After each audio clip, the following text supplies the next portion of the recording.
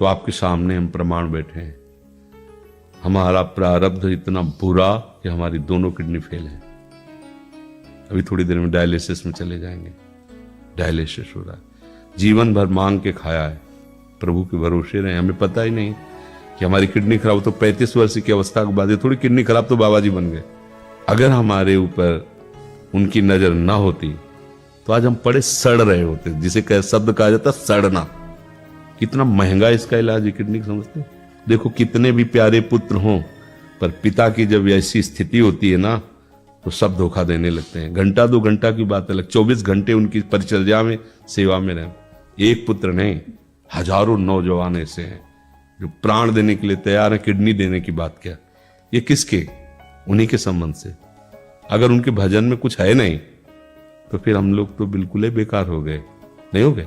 पहले तो आप रोइए मत, किसी भी पीड़ा में रोइए। रोना है तो प्रभु के प्यार में रोइए, बस।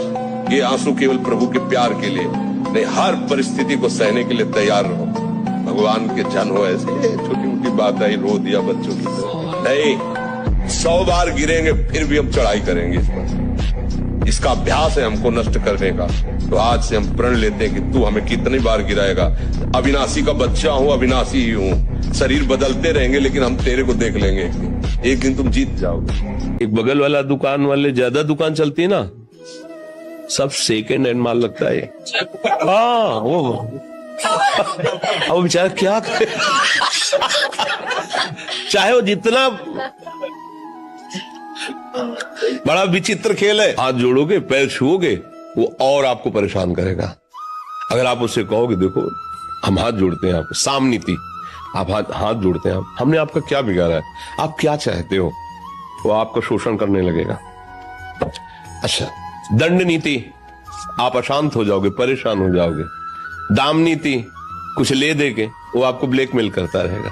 इसमें एक ही नीति चलती है कि पागल आदमी को जैसे हम बिल्कुल कोई ना द्वेष करते हैं ना राग करते हैं। जैसे पागल आदमी ना उसकी हम बड़ाई करते हैं ना बुराई करते हैं। कोई कहे भी कि तुम्हें गाली दे रहा है, तुम्हारे ऊपर कुछ फेंक रहा है ऐसा, तो आप यही कहो भैया जानते हो ना पागल है, ये पागल है। जब न्याय गलत होता है तो जो अंतरात्मा निर्दोषी की होती है, वो जब शाप देती है तो कोई कितने भी पद पर बैठा हो तो उसका पतन निश्चित हो जाता है, अंदर से पतन हो जाता है। उसके चेहरे की कांति नष्ट हो जाती है, उसका हृदय उसको कोसने लगता है, और उसका परिवार, उसका व्यवहार ऐसा प्रतिकूल सामने आता है वो किसी से कह भी नहीं सकता, और अंदर ही अंदर जलता रहता है। ये हुआ ब्याज, और मूल मिलेगा पक्के न्यायाधीश के यहाँ सब माया जनित न्याय है ना, वो मायाधीश है। उसके दरबार में ना तो कोई किसी की वकालत चलती है और ना किसी की घूस चलती है। वो सीधे वहां केवल न्याय होता है, क्योंकि वही साक्षी होता है। उसे पूछने की जरूरत नहीं होती, उसे किसी वकील की जरूरत नहीं होती। वो स्वयं न्यायाधीश तुम्हारे अंतःकरण में बैठा एक एक वृत्ति को देख रहा है, तत्काल फाइनल। ये नर्क, इस योनि में, इस